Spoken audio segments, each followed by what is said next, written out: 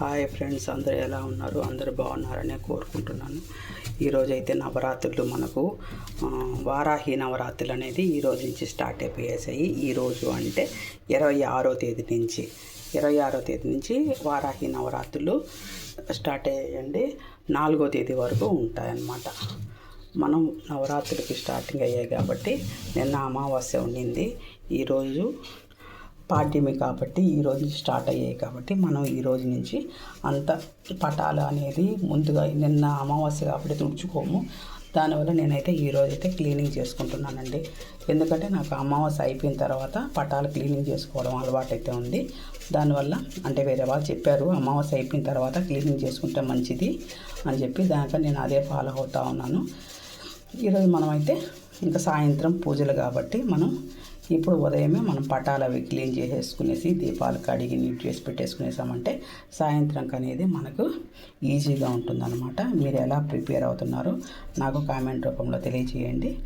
అలాగే మనమైతే ఇప్పుడు పటాలు తుడిచే కార్యక్రమంలోకి అయితే స్టార్ట్ అయిపోయేసామండి. మళ్ళీ మన వీడియో అనేది సాయంత్రం పూజ ఎలా చేసుకోవాలో కంటిన్యూషన్ వీడియో అనేది పెడతాను. ఖచ్చితంగా అందరు చూడండి. మేము ఎలా పూజ చేస్తున్నామో మాకు తెలియజేయండి. ఏదైనా తప్పులు చేస్తుంటే మాకు కామెంట్ రూపంలో చెప్పారు అంటే నాకు, ఎందుకంటే నేను ఇది సెకండ్ టైం అనమాట చేయడము. ఏదైనా తప్పు చేశాను అని మీకు అనిపిస్తే కామెంట్లో చెప్పారంటే నేను దాన్ని సరి చేసుకోగలుగుతాను. Thank you. మీ పిల్లల్లాగే నాకు అనేది ఒక సలహా అనేది ఇవ్వండి, ఎలా చేయాలి, ఏది మంచిది ఏది చెడ్డ అనేది. ఓకే అండి, మళ్ళీ మనం సాయంత్రం కలుద్దాం. మనం ఇప్పుడు అమ్మవారికి కందదీపం ఎలా వెలిగించాలి, అమ్మవారికి ఎలా పూజ చేయాలి అనేది చూపిస్తానండి. మనం ఒక సింహాసనం అయితే రెడీ చేసుకున్నాము. అలాగే కందదీపానికి కందగడ్డ నీట్గా అనేది తీసి పెట్టుకున్నామండి. ఇప్పుడు సింహాసనంలో కొద్దిగా అక్షింతలు వేసుకోండి. అలాగే 2 తమలపాకులు పెట్టుకోండి. అమ్మవారి రూపం అనేది నా దగ్గర అయితే చిన్నది ఉందండి. ఆ అమ్మవారి రూపాన్ని కొద్దిగా పసుపు కుంకుమ గంధంతో అలంకరించుకున్నానమాట. అభిషేకం చేసుకొని అలాగే ఒక చిన్న గౌరీదేవిని అనేది చేసి పెట్టుకోండి, వినాయకుడిని అనేది చేసి పెట్టుకోండి. ఎందుకంటే తొలి గురువు అనేది తొలి పూజకి విఘ్నాధిపతే కదా, ఇది దాకని నేను ఫస్ట్ వినాయకుడిని అనేది చేసి పెట్టుకున్నాను అనమాట. చిన్న గణపతిని అనేది చేసి పెట్టుకున్నాను. ఇప్పుడు అనేది మనం అమ్మవారికి అలంకరించుకుందాము.